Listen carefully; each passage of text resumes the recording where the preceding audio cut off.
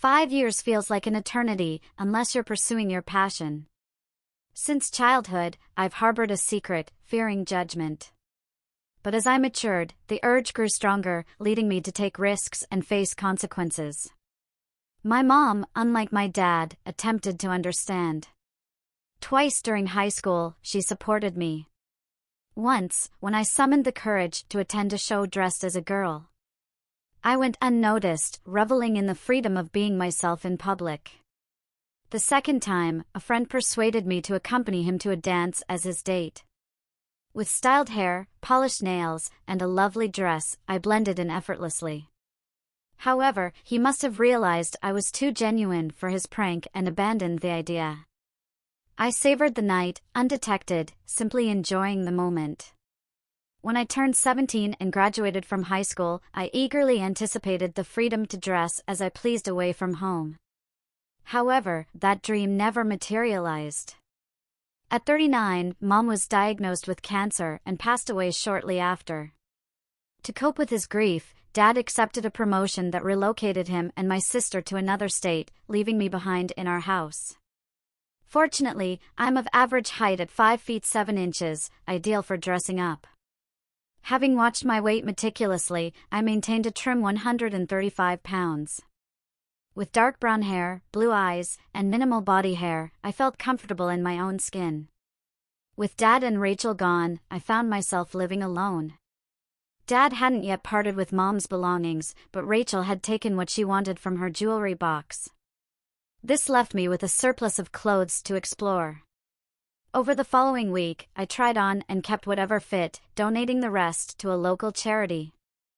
I settled into the master bedroom, appreciating its spaciousness, complete with a vanity, ample closet space, and an attached bath. Over the past year, I had been scouring the internet for stories and transformation tips, finding practical ideas that didn't break the bank. Armed with a clear plan, I made trips to the drugstore and mall, purchasing all the essentials before returning home. Without a job yet, I allotted myself 3 days to transition from male to female, adopting the identity of Jessica. Throughout my life, I've been known as JL, reflected in all my identification. Transitioning from Jamie Logan to Jessica Larson seemed straightforward, or at least I hoped so. The hair removal cream, though effective, proved both a blessing and a curse.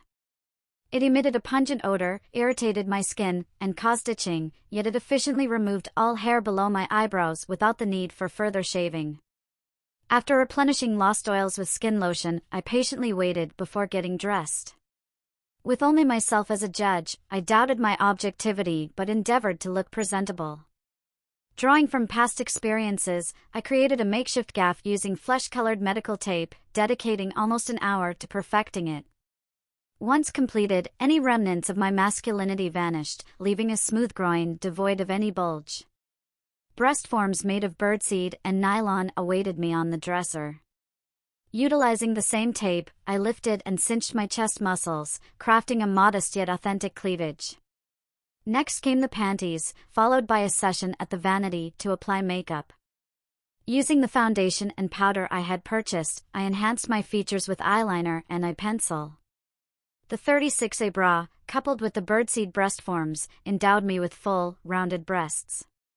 Padded panty briefs provided hips, a waist nipper cinched my midsection to 24 inches, and pantyhose accentuated my legs' contours. Slipping into a skirt and blouse, I completed the ensemble with lipstick and a simple ponytail. Surveying my reflection in the mirror, I couldn't help but think, not bad, far from stunning, but certainly not bad. I had my wallet and purse prepared, slipping into low heels without hesitation before leaving the house and driving to the local salon. If I intended to live and work as a woman, a proper hairstyle was essential, perhaps even a perm to complete the look. Despite never having stepped foot in a salon before, I felt compelled to enter, announcing my name upon arrival. After a 20-minute wait, I was ushered to a chair where Jerry, the stylist, inquired about my desired look.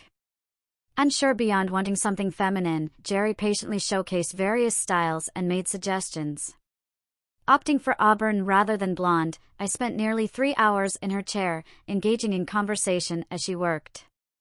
Though Jerry likely discerned my true gender, she tactfully focused on styling my hair without further comment. While under the dryer, I indulged in a manicure, opting for longer nails painted in a soft red hue, shaped into an elegant oval. Leaving the salon $60 lighter, I sported newly permed auburn hair that required minimal upkeep. On my way back to the car, I impulsively entered a small dress shop in the same plaza. Observing the woman hang a help wanted sign in the window, I inquired about the position on a whim. To my surprise, it offered nearly $8 an hour plus commissions. Completing the application under the alias Jessica Larson, I was hired on the spot and began the next day, donning the same skirt paired with a different blouse. A scare ensued that Friday when Carol, the owner, confronted me about my social security number, revealing my birth name, Jamie Logan. Admitting to my male identity, I was relieved when she agreed to keep it confidential. Over time, dressing as a woman became increasingly natural, facilitated by Dad's financial support for household expenses and my $350 weekly income after taxes. With newfound financial stability, I could afford laser hair removal sessions twice a week after work, despite the cost, pain, and lengthy process spanning 6 months. Carol enrolled me in the medical plan after 2 months, coinciding with my plans to attend the local college. Initially considering a liberal arts degree, I was uncertain, but Carol recommended business courses instead. She also advised me to legally change my name. While I already had a checking account under the name J.L. Grant, I contacted the bank to update my checks with Jessica L. I now possess 2 credit cards, a checking account, and a job, all under the name Jessica, prompting Carol to urge me to formalize the change. Consulting a lawyer from the phone book, my name was legally altered within 3 days. Although Carol offered quality breast forms at her shop, I opted to continue using tape and birdseed, unwilling to invest hundreds of dollars. Preferring the authenticity of natural development, I consulted a doctor just before beginning college. Living at home while attending the local college allowed me to work simultaneously. By Christmas, I had naturally developed to a full A cup, sporting a hairless body with well-rounded hips. The hormone shots yielded rapid results, even surprising the doctor who anticipated a full B cup by spring. Despite my father's absence during Christmas due to Rachel's commitments at her new school, I cherished the time spent with Carol and her family. By March, my beard had disappeared, replaced by a full B cup and a 37-23-37 figure. I experienced my first date, first kiss, and first attraction to a man, feeling euphoric with Carol's laughter as a constant companion. She had become a maternal figure, offering guidance on various aspects of life, including relationships. Keeping in touch with Dad and Rachel weekly, I remained uncertain about their reaction to my transformation. Following a procedure to adjust my vocal cords, my voice acquired a feminine pitch, completing my transition to womanhood at the age of 19. Though Jerry styled my hair in various ways, I always reverted to the simple, curly pageboy she initially crafted, finding it most flattering, manageable, and versatile. As my 3rd year of college commenced, Carol suffered a heart attack, necessitating my temporary management of the store. Though it strained my schedule, I couldn't let down my friend and mentor, especially during her time of need. As Christmas approached, I received a call from Dad. He and Rachel would be home for the holidays.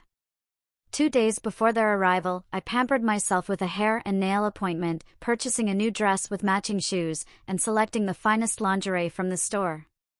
After indulging in a bubble bath that morning, I prepared for my grand entrance. First came the red satin French cut panties, followed by the red and white corselet, cinching my waist to a trim 22 inches and enhancing my bust. Pantyhose, and then the dress, a low-cut red satin piece with a soft red lace sheer overlay, featuring a flared skirt that grazed well above my knees, paired with red and white shoes. Completing the ensemble with red and white earrings, my watch, and a bracelet, I applied subdued yet striking makeup, styling my auburn hair into a French twist held in place by a white pearl comb. A touch of bright red lipstick and perfume, and I was ready. While waiting for their arrival, I brewed coffee in the kitchen. When the doorbell chimed, I greeted Rachel and then Dad. Their reactions were a mix of shock and surprise as I introduced myself as Jessica, their daughter and sister. After settling into the family room, I served coffee in the good china and explained the changes in my life since they'd been away, my job, name change, and progress in college. My physical transformations spoke volumes, affirming my identity as a woman. Dad remarked on my resemblance to Mom and expressed pride in my accomplishments. Initially awkward, our reunion gradually eased as Rachel and Dad observed me, accepting the truth of my words. Rachel had numerous inquiries, to which I provided answers as best I could. Dad's concerns centered on whether I had someone special in my life, to which I affirmed, having met someone at college. As they departed, Dad expressed hope that Rachel would fare as well as I had and kissed me on the cheek. Despite my apprehension, our reunion unfolded smoothly because I embraced my true self, and they trusted and supported me. It was then that I realized I should have embraced this identity long ago.